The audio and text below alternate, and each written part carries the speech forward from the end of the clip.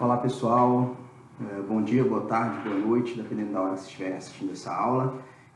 Enfim, aqui o professor Daniel Magalhães na área e vamos gravar aqui as nossas aulinhas virtuais em virtude aí do coronavírus, né? Em virtude aí do Covid-19, que a gente não está podendo se deslocar, mas também para não perder o semestre, né? Então vamos continuar nosso estudo de forma virtual e eu vou fazer com vocês o que a gente já está ambientado em fazer em sala de aula.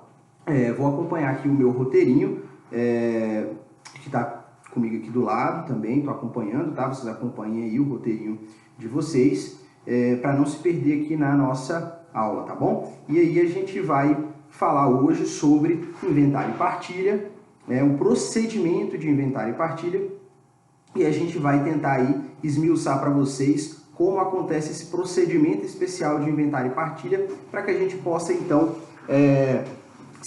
enfim, sanar algumas dúvidas a respeito desse procedimento especial, tá certo? E se tiver qualquer dúvida, já sabem, tem o meu e-mail, é só mandar um e-mail sobre as dúvidas que surgirem, que a gente vai sanando aí na medida do possível, tá certo? E a gente vai fazer isso com todas as aulas. Eu vou postar para vocês o roteiro no ambiente virtual e as nossas aulas aqui nesse canal do YouTube para que vocês possam ver. Inclusive, se quiserem rever as aulas, né, vai estar gravado aí, é só vocês reverem quantas vezes quiserem, tá certo? Vai ficar até melhor do que na sala de aula, que não dá para rever as aulas do professor, né? Então, aproveitem aí essa oportunidade, né? Porque sempre quando vem uma crise, vem também uma oportunidade. Então, para a gente aí é uma oportunidade de estar nesse distanciamento, nesse isolamento social, mas também é a oportunidade de estudar um pouquinho mais, tá? E tenho certeza que vocês vão realmente se dedicar ao máximo aí nesse nosso estudo. Tá certo? Então, pessoal, vamos lá, vamos começar aqui a falar um pouquinho sobre inventário e partilha, para que a gente possa entender o que é isso. Primeiro a gente vai falar aí no item 1 sobre as generalidades desse processo. Primeiro, pessoal, para a gente conversar o que é esse processo de inventário e partilha. Esse processo de inventário e partilha, pessoal, é um procedimento especial que visa investigar os bens do morto, do decujus, da pessoa falecida, e identificar quais são os bens que ele deixou após a sua morte e, posteriormente, distribuir esses bens para os seus herdeiros, tá certo? Isso é importante por quê, pessoal? Porque quando uma pessoa morre, no momento da sua morte, os bens já se transmitem aos herdeiros automaticamente. O processo de inventário, o que ele vai fazer nada mais é do que regularizar uma situação que o Código Civil já definiu que é feita de imediato, ou seja, a partir do momento em que uma pessoa morre, os seus herdeiros já se tornam proprietários dos seus bens, dos bens do falecido, tá certo? Então o procedimento de inventário ele visa justamente isso, investigar quais são os bens, nomear esses bens, identificá-los para posteriormente fazer essa distribuição dos bens. Então vai formalizar o que o Código Civil já diz que acontece a partir da morte, a partir da sucessão, ou seja, assim que a pessoa morre, os bens já transferem-se aos herdeiros, tá certo? Pessoal, então, como esse procedimento de inventário ele visa identificar quais são os bens do falecido para posteriormente distribuí-los, dividi-los, partilhá-los, o que a gente tem aqui de interessante, pessoal? Que só se faz inventário, via de regra, se houver bens a partilhar. Se não houver bens a partilhar, pessoal, não há necessidade de fazer inventário, tá ok?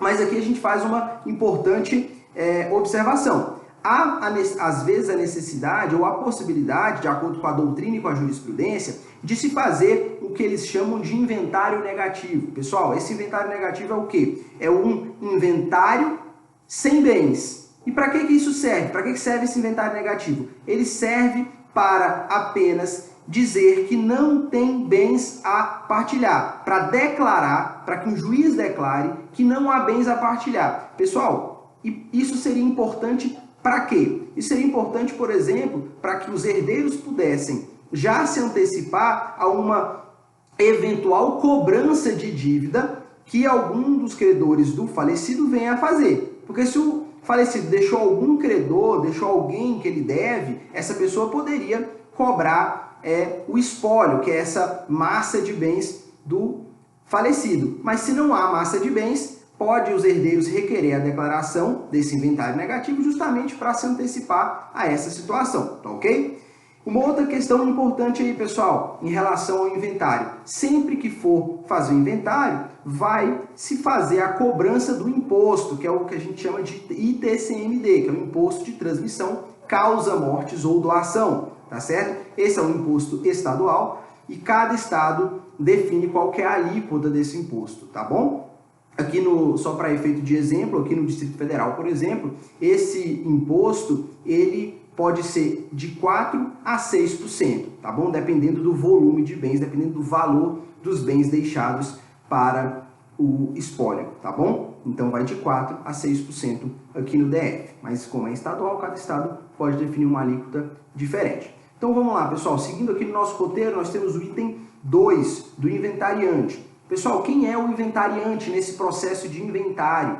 O inventariante, ele é aquela pessoa que administra, que zela pelos bens do espólio, tá bom? O espólio, pessoal, é esse conjunto de bens, essa massa de conjunto de ativos e passivos do falecido, tá certo? Bens e dívidas aí do falecido. E o inventariante é a pessoa que vai administrar esses bens, zelando aí pelo interesse do espólio, tá certo? E esse inventariante vai zelar, vai cuidar dos bens enquanto perdurar esse processo, tá? E pessoal, existe aí na legislação uma ordem preferencial para que seja nomeado esse inventariante, tá bom? Isso está lá no artigo 617. Eu vou abrir aqui o artigo 617 para vocês aqui no meu computador. Na verdade, eu não vou conseguir, enfim, mostrar para vocês aqui a tela. Mas acompanhem vocês aí com o código de vocês. É até importante que vocês estejam com o código aí acompanhando isso, para que vocês possam analisar melhor o que eu estou falando aqui. Então, pessoal, vamos lá. O artigo 617 diz o seguinte, ele diz que o juiz nomeará o inventariante na seguinte ordem. Então, aí já tem o primeiro detalhe importante. Há uma ordem preferencial, tá? E diz lá o artigo 617 que primeiro deve ser nomeado como inventariante o cônjuge ou companheiro, se ainda vivia com o falecido. Se não for esse, pode ser o herdeiro que se achar na posse e administração dos bens. Qualquer herdeiro, um herdeiro menor pelo seu representante legal, o testamenteiro, o cessionário, um inventariante judicial, aquele designado pelo juiz, ou até mesmo uma pessoa estranha, mas que seja idônea, tá certo, pessoal? Quando não houver inventariante judicial. Pessoal, isso é importante, por quê? Porque o artigo 617, ele dá pra gente a noção de que há uma ordem preferencial, começando ali pelo cônjuge, depois pelo herdeiro que está na administração e posse dos bens, depois por qualquer herdeiro, até mesmo o herdeiro menor, por via do seu representante legal, e assim sucessivamente, tá certo, pessoal? Então, respeitar-se-á essa ordem, exceto se os herdeiros entrarem em consenso para que uma outra pessoa administre, tá bom? E além disso, pessoal, depois que esse herdeiro ele é nomeado, o juiz ele vai intimar ele para que dentro de 5 dias ele assine um termo de compromisso de inventariância, dizendo o quê? Que ele deve respeitar e agir de boa fé com o inventário, tá certo? Isso é muito importante, tá certo, pessoal? Então, ele vai sempre agir dentro do princípio da boa-fé. E, pessoal, ainda há essa decisão que nomeia o inventariante é uma decisão interlocutória ali no meio do processo, que, por óbvio, caso um dos herdeiros não concorde, pode agravar dessa decisão, né? Via agravo do instrumento, que vai ser o recurso adequado para se insurgir contra a nomeação do inventariante, tá bom? Além disso, pessoal, se esse inventariante não tiver administrando adequadamente os bens, um dos herdeiros, um dos legitimados, poderá requerer a destituição desse inventariante. Isso está lá no artigo 622. Não vou ler agora aqui para vocês, mas depois vocês deem uma lidinha lá para ficar claro aí para vocês, tá bom? E se for requerida essa remoção do inventariante, pessoal, esse incidente, ele tramitará em apenso, tá bom?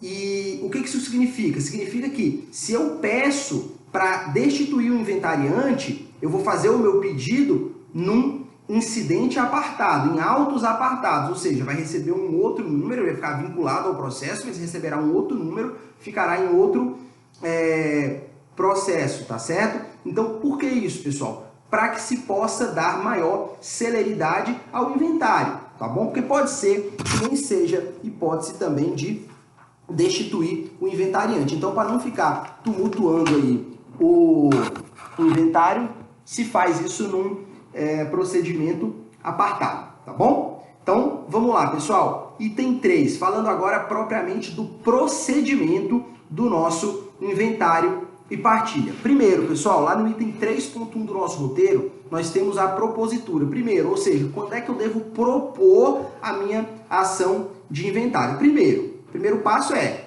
a pessoa tem que ter morrido, né? Porque o inventário é só de pessoa morta. Então, às vezes fica meio óbvio, mas deixa eu falar o óbvio depois para a gente não ter nenhum tipo de problema. Então, esse é o primeiro ponto. A pessoa tem que ter morrido para você ter a possibilidade de ajuizar uma ação de inventário. Tá bom? E vamos lá, pessoal.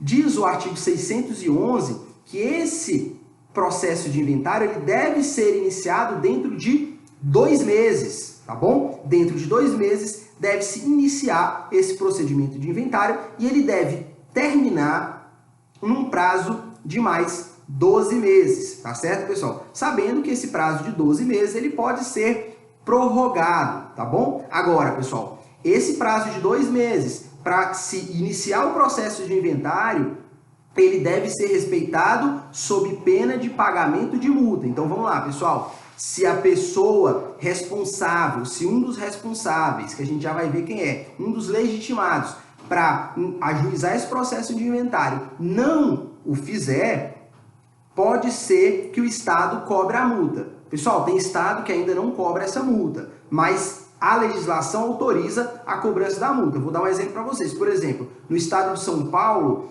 a cobrança dessa multa para quem ajuiza a ação de inventário depois de 60 dias da morte, ou seja, depois de 60 dias da abertura da sucessão, né, paga uma multa de 10%, né, do valor do imposto. Se passar lá de 180 dias, isso no Estado de São Paulo, o Estado pode aumentar a multa para 20%, tá bom? Aqui no DF, a título de exemplo também, essa multa ela é de 20%. 20% do quê, pessoal? Do valor total dos bens? Não. 20% do valor do imposto, tá bom? Então vamos supor que, só para ficar um cálculo simples aqui, se eu tenho um espólio no valor de 100 mil reais, o imposto aqui no DF é 4%, eu tenho que pagar 4 mil reais de imposto, tá bom? Agora, se eu não ajuizar essa ação de inventário dentro dos 60 dias, além dos 4 mil de imposto, eu vou pagar ainda 20% sobre esses 4 mil reais, tá certo? Então, eu vou pagar ali mais 2, 4, 8, mais 800 reais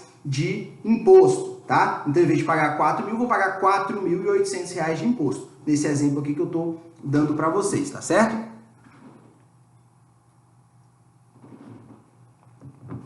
E vamos lá, pessoal. A legitimidade para a cobrança, para o ajuizamento dessa ação de inventário. Essa legitimidade, pessoal, está lá no artigo 615 e 616. E primeiro, pessoal, o artigo 615 ele diz o seguinte, que a legitimidade será daquela pessoa que estiver na posse e administração dos bens do falecido, tá bom? Agora, se essa pessoa que está na posse e administração dos bens não fizer o ajuizamento do inventário no prazo estabelecido, também poderão ajuizar a ação o cônjuge ou companheiro, o herdeiro, o legatário, o testamenteiro, o credor do herdeiro, o cessionário, o Ministério Público, a Fazenda Pública ou o administrador judicial da falência do herdeiro. Pessoal, olha só o tanto de pessoas que podem ser legitimados para ajuizamento dessa ação de inventário, ou seja, quem poderá iniciar essa ação de inventário? A priori, diz o artigo 615, quem poderá ajuizar essa ação é aquele herdeiro que está na posse e administração dos bens. Mas se ele não o fizer dentro do prazo legal, que é esse prazo de 2 meses que a gente já falou, o cônjuge, o herdeiro, o legatário, o testamenteiro, todos esses poderão fazer. O Ministério Público ele só pode fazer o pedido de ajuizamento do inventário, ele só pode iniciar o processo de inventário se houver herdeiros incapazes, tá bom? Só para ficar claro aí para vocês. E vamos lá, pessoal, quando você vai propor, a gente faz ali uma petição inicial, como vocês já estão carecas de saber. Pessoal, o que tem que ter nessa petição inicial do processo de inventário? Deve ter o pedido inicial nos termos do artigo 319, ou seja, tem que cumprir aqueles requisitos do artigo 319, tem que ter a prova da morte. Pessoal, prova da morte aqui no caso é a certidão de óbito, tá bom? E deve ter o pedido de nomeação do inventariante. Então, nessa petição inicial, além dos requisitos do artigo 319, eu vou ter que complementar ela com a prova da morte, aí, que é a certidão de óbito, e também com o pedido de nomeação de um inventariante, tá bom? Pessoal, deferida essa petição inicial e nomeado o inventariante, ele vai ter 5 dias para poder assinar o termo de compromisso. E depois da assinatura do termo de compromisso, pessoal, ele vai ter 20 dias para poder apresentar as primeiras declarações. Pessoal, então olha só como o procedimento aqui é um procedimento diferente do que a gente está acostumado em outro tipo de procedimento, ou mesmo naquele procedimento ordinário que a gente está acostumado. A petição inicial é uma petição um pouco mais simples. Você vai colocar ali os herdeiros, quem é o de cujos, né, quem é o morto, e você vai fazer a prova da morte e o pedido do inventariante, que é o pedido para que alguma daquelas pessoas legitimadas do artigo 617 seja nomeado administrador dos bens do espólio, tá certo? Depois disso, o inventariante vai assinar o termo de inventariança no prazo de 5 dias. Depois disso, pessoal, depois de assinar esse termo de inventariança, se assumindo a responsabilidade da administração dos bens, esse inventariante vai fazer dentro de 20 dias, tá? As primeiras declarações. Pessoal, o que são essas primeiras declarações? Essas primeiras declarações, elas estão lá no artigo 620. E vamos ler aqui para a gente ficar, para a gente deixar claro o que deve ter, o que deve conter nessas primeiras declarações. Vejam só. Nas primeiras declarações, diz lá o artigo 620, o inventariante, ele deverá colocar ali nessas primeiras declarações o nome, o estado, cidade, domicílio do autor da herança, o dia e lugar da sua morte e se ele deixou testamento. Item 2, ele deverá dizer o nome, estado, cidade, endereço eletrônico, residência dos herdeiros e, havendo cônjuge, também os respectivos dados pessoais e o regime de casamento desse cônjuge. Item 3, inciso 3, a qualidade dos herdeiros e o grau de parentesco com o inventariado, ou seja, se é filho, ou seja, se é descendente, se é ascendente, tá? Se é colateral, se é cônjuge, tá bom? Deverá ainda declarar ali a relação completa e individualizada de todos os bens do espólio, inclusive aqueles que devem ser conferidos à colação e dos bens alheios que nele forem encontrados, descrevendo-se. Aí vai descrever, se for bem imóvel, suas especificações, o local que se encontra, a extensão da área, limites, confrontações, benfeitorias, enfim, origem do título, número de matrículas e se tem algum tipo de ônus, algum tipo de dívida. Se for móveis, uns sinais característicos desses móveis, semoventes, o número, espécie, marca. Pessoal, então vejam só, o artigo 620 ele traz para a gente ali tudo que se deve conter nessas primeiras declarações. E olha só, pessoal, importante, não precisa decorar isso. Quando você vai fazer uma petição de inventário, basta você abrir o Código de Processo Civil, até se for na provinha da OAB, você vai ter lá o código para você consultar. Vai lá, abre o artigo 620, você vai ter tudo isso ali para você poder consultar. Mas o importante, pessoal, é o seguinte, essas primeiras declarações servem para quê? Serve para dizer quem era o falecido, ou seja, com todas as suas características, dados pessoais, enfim, toda essa qualificação dele. Serve para dizer quem são os seus herdeiros, com todas as suas qualificações e a qualidade desses herdeiros. Como eu disse, se é descendente, ascendente, colateral, enfim, se é filho, neto, se é pai, se é avô, tá bom? Além disso, pessoal, os bens devem ser relacionados, e eles devem ser relacionados detalhadamente. O que está no inciso 4 e nas alíneas seguintes é justamente, pessoal, esse detalhamento que deve haver dos bens nas primeiras declarações, tá certo? E após o juiz receber essas primeiras declarações, diz lá o parágrafo 1º também do artigo 620, que ele determinará que se proceda o balanço do estabelecimento, se o autor era empresário individual, ou seja, tinha alguma firma empresarial ali, e a apuração de haveres, se ele era sócio de alguma sociedade. Então, pessoal, quando os bens for uma empresa individual, vai se proceder o balanço do estabelecimento para saber quanto vale, ou se ele for sócio, ali a apuração dos haveres para que ele possa, então, saber qual é o valor exato daquele bem. Até porque a empresa, seja em cotas ou seja somente do falecido, é um bem que deve ser também depois partilhado entre os herdeiros, tá certo? Pessoal, vamos lá. Então, isso é o que deve ter nas nossas primeiras declarações, tá bom? Item 3.3 aí do nosso roteiro, pessoal. Citação e impugnações. Serão citados o cônjuge, o companheiro, os herdeiros e os legatários, pessoal. Ou seja, essas 4 qualidades de pessoas devem ser intimados, devem ser, aliás, citados no processo de inventário, e todos eles igualmente poderão falar no processo, tá bom? Uma característica interessante do processo de inventário, pessoal, é que não tem autor e réu, tá bom? Existe aquela pessoa que ajuizou a demanda, mas não necessariamente que ela seja autora da demanda, tá? Ela somente iniciou o processo, mas todos ali estão na mesma condição, então não existe propriamente autor e réu, tá bom? Deve ainda, pessoal, intimar a Fazenda Pública, porque a Fazenda Pública é que vai dizer qual que é o imposto devido, se tem algum débito com a Fazenda Pública, tá bom? Se houver herdeiro incapaz, também deve intimar, pessoal, o Ministério Público. Lembrando vocês, isso é regra geral. Sempre que há interesse de incapaz, o Ministério Público deverá intervir. Após concluídas essas citações, abre-se o prazo comum para todos os herdeiros, para todos os sujeitos processuais, herdeiros, legatários, cônjuge, para que possam falar no processo e apresentar eventualmente as suas impugnações. Por exemplo, se eventualmente foi listado os bens e faltou listar algum bem ali, o herdeiro poderá, nesse momento, nesse prazo de 15 dias depois da citação, dizer, olha, falta incluir esse bem, ou senão, falta incluir esse herdeiro que não foi incluído aí, que é um filho fora do casamento, ou é um filho que ninguém sabia, enfim, tá bom? Então vai poder ali fazer a impugnação.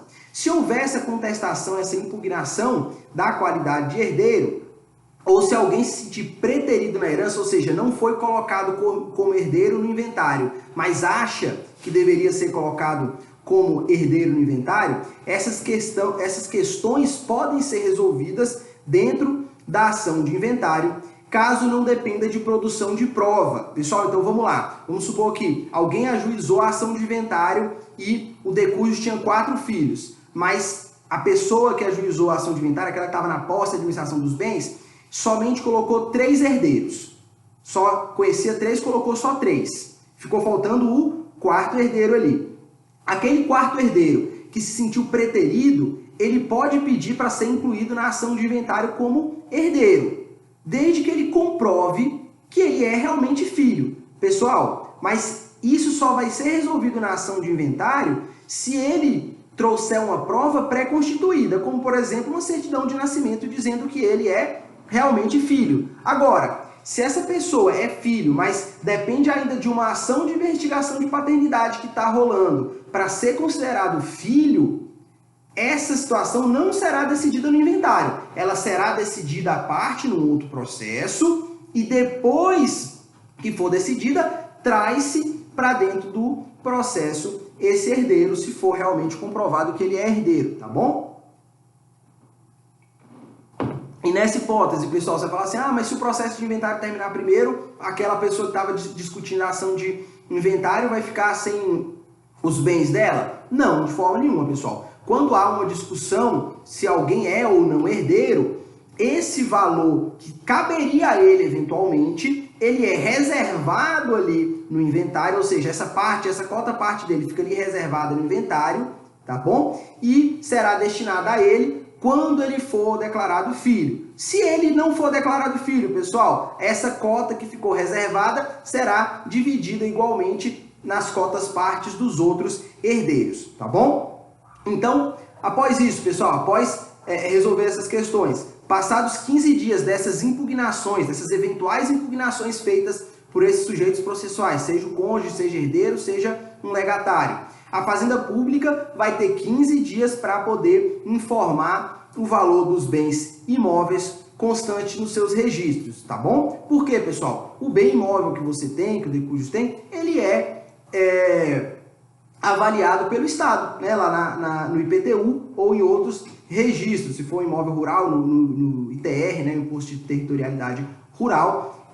Então, o Estado, a Fazenda Pública, ele tem os bens ali, o valor desses bens, tá bom? E a Fazenda Pública vai, portanto, então poder dizer qual é o valor dos bens imóveis, tá? E vai poder, inclusive, a Fazenda Pública se manifestar sobre o valor dos outros bens, dos bens móveis também, tá bom, pessoal? Então, vamos lá. Item 3.4 do nosso roteiro, avaliação e cálculo do imposto. Isso está ali no nosso artigo 630 ao 638 do Código de Processo Civil, pessoal. Primeiro é o seguinte, esses bens, pessoal, eles serão avaliados por um avaliador judicial ou um perito, tá bom? E as partes poderão se manifestar sobre a avaliação em 15 dias. Então, o perito foi lá, avaliou os bens, trouxe para dentro do processo. Depois trouxe para dentro do processo, pessoal, o juiz vai intimar as partes para se manifestarem sobre esse valor, tá bom? Caso as partes sejam todas capazes e haja uma expressa concordância da Fazenda Pública, não se procederá à avaliação. Então, pessoal, se todos os herdeiros forem capazes, ou seja, maior de 18 anos, sem nenhum tipo de enfermidade que o torne incapaz, estejam todos de acordo com relação ao valor dos bens, e a Fazenda Pública também não se oponha, não se procederá à avaliação. Pessoal, lembrando que o valor dos bens, ele já vai estar descrito lá nas primeiras declarações. Quando faz ali a descrição dos bens, você também coloca o valor dos bens, tá bom? Então, a Fazenda Pública vai ter acesso ao valor, as partes também. Se todos concordarem, não se faz a avaliação dos bens, tá certo? Caso a Fazenda Pública discorde do valor e as partes aceitem a avaliação, também não se procederá à avaliação, tá bom? A não ser que seja algo muito discrepante. Eu já vi em alguns inventários, mesmo a concordância de todos os herdeiros, a Fazenda Pública impugnar e pedir avaliação, né? Porque às vezes, isso é até um pouco comum em inventários, que as partes coloquem o valor do imóvel, por exemplo, principalmente o valor do imóvel, aquele valor da base de cálculo do IPTU, que às vezes é muito menor do que o valor venal do imóvel, o valor de venda do imóvel, né? O valor real do imóvel, né? Muitas vezes você tem um valor lá do imóvel de 100 mil e o valor dele de mercado é 500 mil, ou seja, algo muito discrepante. Então, o juiz avalia aí caso a caso, tá bom? Se essa discordância, pessoal, for parcial, os bens que tiverem a discordância em relação ao valor serão avaliados. Os outros que todo mundo concorda não serão avaliados, porque não tem necessidade, tá bom? E resolvidas essas questões sobre o valor, o inventariante deverá juntar as últimas declarações, pessoal. E vamos lá nos socorrer aqui do Código de Processo Civil, para que a gente possa verificar o que deve conter aí nas últimas declarações, tá bom? Pessoal, as últimas declarações, elas estão descritas ali no nosso artigo 637, tá? Vamos lá, artigo 637. Ouvidas as partes sobre as últimas declarações, no prazo de 15 dias, proceder-se-á o cálculo do tributo. Aliás, desculpa, 636, tá, pessoal? Aceito o laudo e resolvidas as impugnações suscitadas a seu respeito, ou seja, depois o laudo de avaliação, né? Lavrar-se-á em seguida o termo das últimas declarações, no qual o inventariante poderá emendar, aditar ou completar as primeiras declarações. Pessoal, olha só, lembrando vocês que nas primeiras declarações eu disse quem era o herdeiro, quem eram os decúdios, quem eram os herdeiros, quem era o cônjuge, se tinha legatário, se tinha testamento. Eu também disse quais são os bens, como são esses bens, o valor desses bens, tá certo? Tudo isso está lá nas primeiras declarações. Depois de todas essas impugnações, pode ter mudado o valor de um bem, pode ter mudado a quantidade ou a qualidade de um herdeiro, pode ter sido incluída dívidas aí no inventário que não tinham. Todas essas questões que decorreram aí no meio do processo, o inventariante vai pegar elas, vai compactá-las dentro das últimas declarações, vai consolidá-las dentro das últimas declarações, vai fazer ali as últimas declarações e apresentar ao juízo. Após apresentar essas últimas declarações, a partir delas, do valor ali colocado nos bens, o Estado, a Fazenda Pública, vai proceder o cálculo do imposto por meio da sua Secretaria de Fazenda, Secretaria de Economia, que seja, tá bom? E as partes terão 5 dias para se manifestar sobre o cálculo após abrirá a vista para a Fazenda Pública. Então, pessoal, após o cálculo do imposto, as partes terão 5 dias para impugnar, para dizer se está certo, se está errado o valor do imposto, tá bom? E depois disso, a Fazenda Pública também terá os mesmos 5 dias para poder se manifestar em relação a esse imposto. Pessoal, além disso, no prazo que tem para se manifestar das primeiras declarações, deverá o herdeiro que recebeu antecipadamente algum bem trazê-lo à colação e o seu respectivo valor. Pessoal, isso aqui é importante. Pode acontecer que um herdeiro já tenha recebido um bem em vida. Então vamos supor aqui que, por exemplo, um pai deu um imóvel ao filho em vida. Quando isso acontece, pessoal, esse bem que foi recebido em vida, o herdeiro deverá, lá no prazo que ele tem para impugnar, naquele prazo depois das primeiras declarações, ele deverá peticionar dizendo: olha, eu recebi um imóvel que vale 100 mil reais do meu pai em vida. O que vai acontecer, pessoal? Esse imóvel será trazido à colação, ou seja, será integrado ao patrimônio do espólio, integrado da seguinte forma: será integrado ali no valor para efeito de cálculo, inclusive do quinhão de cada um, da cota-parte de cada um. Inclusive esse herdeiro que já recebeu essa cota-parte, isso vai ser descontado do que ele tem a receber. E se ele não tiver nada mais a receber, esse bem que ele recebeu, inclusive, pode ser objeto de divisão com os demais herdeiros, tá certo? Então, só para ficar claro o que é a colação. As hipóteses de colação, pessoal, tá lá no artigo 639 a 641. Não vou ler para vocês agora, mas sugiro até que vocês dêem uma pausa aí, dá uma lidinha no vídeo, dá uma pausa no vídeo e uma lidinha lá no código, tá bom? Eu só não vou ler agora, porque senão fica muito grande aqui a nossa aula, tá bom? Mas vamos seguindo aqui, terminar essa aula de inventário e partilha.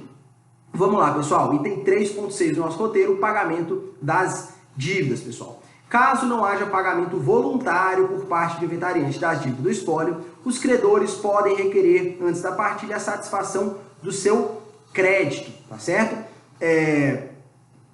Apresentando a prova da dívida. Pessoal, isso é importantíssimo, tá bom? Porque as dívidas deixadas pelo decujus devem ser pagas pelo seu espólio, pelos seus bens, tá bom? Então, não adianta o herdeiro achar que vai herdar só o bônus, só os bens e não vai pagar a dívida. Não é assim que funciona. Primeiro você paga as dívidas do falecido, o que sobrar, divide. É assim que funciona, tá bom, pessoal? Então, vamos lá. Se houver concordância dos herdeiros, vamos lá, tem duas hipóteses. Então, o inventariante pode pagar voluntariamente as dívidas dos credores do decujus, tá bom? Se ele pagou voluntariamente, ok, tá tudo certo. Se ele não pagou voluntariamente, o credor pode ir lá no processo de inventário e dizer: olha, o decujus me devia aqui 10 mil reais, tá bom? Se o devedor fizer isso, nós temos duas hipóteses. Se houver a concordância de todos os herdeiros e for julgado procedente o pedido de pagamento, ou seja, aquela pessoa que comprovou que o decujus devia 10 mil reais para ele e todos os herdeiros concordarem, o juiz mandará separar bens suficientes para pagamento dessa dívida, tá bom? Se não houver concordância dos herdeiros, pessoal, a questão deverá ser remetida para julgamento num processo em separado. Então, de novo, pessoal, se eu tenho uma dívida trazida para dentro do inventário, alguém que diz que tem um crédito a receber do decujus, todo mundo concordou e a pessoa conseguiu comprovar o seu crédito, o juiz manda separar bens para pagar ele. Ok, tudo certo. Se não concordar, pessoal, isso vai ser discutido num outro processo, num processo paralelo ao inventário, tá bom? Isso não vai ser discutido dentro do processo de inventário, tá bom? E os credores com dívidas ainda não vencidas deverão habilitar o seu crédito no inventário e, caso julgado procedente o pedido, serão separados bens suficientes para o seu pagamento. Está lá no artigo 644 do nosso Código de Processo Civil, tá certo? Pessoal, lembrando vocês que primeiro paga-se as dívidas e depois divide o que sobrar. Item 3.7 do nosso roteiro, pessoal, partilha. Está lá no artigo 647 e 648, tá bom? Antes de efetuar a partilha, as partes devem formular o pedido de quinhões específicos, que será atendida na medida do possível. Pessoal, o que isso significa? Significa o seguinte, a priori, os bens do espólio, vamos supor, o cara tem lá, sei lá, 5 imóveis. Esses 5 imóveis vão ser divididos entre 5 herdeiros. Não vai ficar um imóvel para cada herdeiro não, pessoal. Vai ficar, na verdade, 1/5 para cada um deles, dos 5 imóveis. Então, cada um dos 5 vai ter 1/5 de um dos 5 imóveis, tá bom? Isso é a regra geral, ou seja, eles serão condôminos nessa propriedade. Mas pode ser que eles façam o pedido de um quinhão específico, ou seja, de um bem específico, e o juiz defira. Se o valor não discrepar muito e todo mundo concordar, isso pode ser feito, ou seja, cada um ficaria com um imóvel, por exemplo, tá bom? Só a título de exemplo para que vocês saibam, tá bom? O juiz ele pode ainda deferir antecipadamente o uso e fruição de determinado bem por um herdeiro, ou seja, sei lá, um herdeiro que morava e cuidava do pai que faleceu, pode continuar usufruindo do seu imóvel, caso ele queira ficar com aquele imóvel no ato da partilha e os outros concordem, ou mesmo que não concordem, mas que o juiz entenda que os bens ali que serão partilhados serão suficientes para que aquele herdeiro fique com aquela parcela que ele quer, que no caso seria o imóvel onde ele morava, tá bom? E as regrinhas para partilha, pessoal, tá lá no artigo 648. Só para a gente fixar aqui, eu vou ler o que está lá no artigo 648. Diz o artigo 648 o seguinte: na partilha serão observadas as seguintes regras. 1. A máxima igualdade possível quanto ao valor, a natureza e a qualidade dos bens. A prevenção de litígios futuros e a máxima comodidade dos coherdeiros, do cônjuge ou do companheiro, se for o caso. Ou seja, pessoal, se for dividido, se for partilhado os bens de forma a não ficarem como coherdeiros, ou seja, que eles fiquem com bens específicos, deverá observar essas três diretrizes aí, tá? A possibilidade da máxima igualdade possível, ou seja, não dá para, nesse exemplo que eu dei dos 5 herdeiros, não dá para um herdeiro ficar com um imóvel que vale 500 mil e o outro ficar com um imóvel que vale 100 mil, tá? Aí a discrepância é muito grande, tá bom, pessoal? Além disso, na partilha, pessoal, antes da partilha, se o inventariante, nas primeiras declarações e também nas últimas declarações, ele lançará a mão ali de um esboço de partilha. Esse esboço de partilha, pessoal, está lá no artigo 651 e ele diz exatamente o que deve conter. Ele diz o seguinte: deverá conter nesse esboço de partilha as dívidas atendidas, a ameação do cônjuge, a ameação disponível e os quinhões hereditários, a começar pelo coerdeiro mais velho, ou seja, tudo isso deve conter lá do esboço de partilha, tá bom? Depois deem uma lidinha lá para ficar claro aí para vocês, tá bom? Depois que houver esse esboço de partilha, as partes, os sujeitos que estão ali no processo poderão se manifestar dentro de 15 dias, tá bom? E essa partilha ela se divide em duas partes, o orçamento e a folha de pagamento. É como se fosse mais ou menos o seguinte, pessoal. Primeiramente, lá no orçamento, constará, diz o artigo 653, inciso 1º, o nome do autor da herança, do inventariante, do cônjuge ou companheiro, os herdeiros, legatários e os credores admitidos aí nesse inventário. Além disso, deverá conter o ativo, ou seja, todos os bens do herdeiro, o passivo, que são os débitos desse herdeiro, o líquido partilhável, ou seja, a diferença entre o passivo e o ativo, e com as suas necessárias especificações.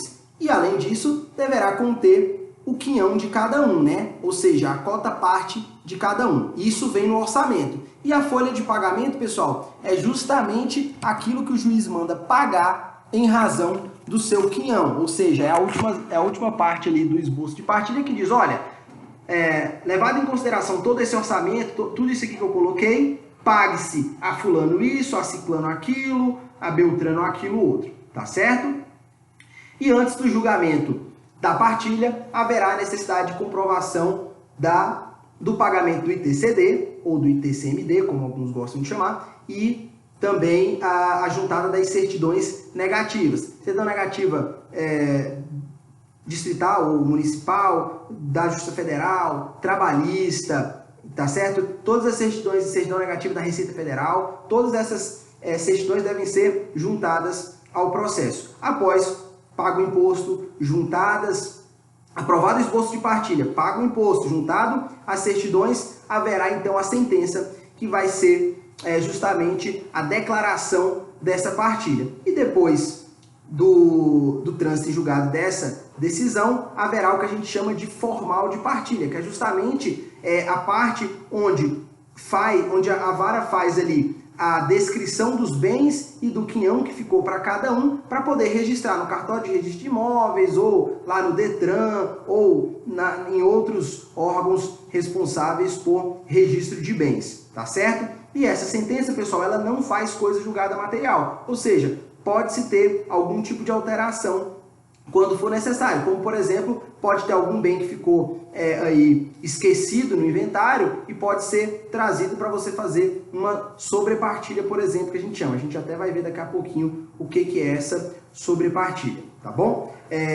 Pessoal, eu vou encerrar aqui a nossa aula de inventário e partilha. Esse aqui foi o procedimento de inventário, tá certo? Que a gente acabou de ver. Espero que vocês tenham gostado. Eu ainda vou gravar daqui a pouco a aula sobre arrolamento, que é um outro tipo de inventário, é um tipo mais simples de inventário. Então eu só vou terminar a nossa aula aqui para a gente poder seccionar o vídeo e ficar mais fácil, tá? E aí vou começar então a falar um pouquinho sobre o arrolamento e os tipos de arrolamento que tem, né? O arrolamento comum, o sumário, o arrolamento extrajudicial, e aí eu já explico um pouquinho mais para vocês, tá bom? Espero que tenham gostado e, voltando a lembrar, qualquer dúvida que tiverem, manda um e-mail aqui pro professor que a gente vai tentar sanar qualquer dúvida, tá certo? Pessoal, muito obrigado, fiquem com Deus e até mais.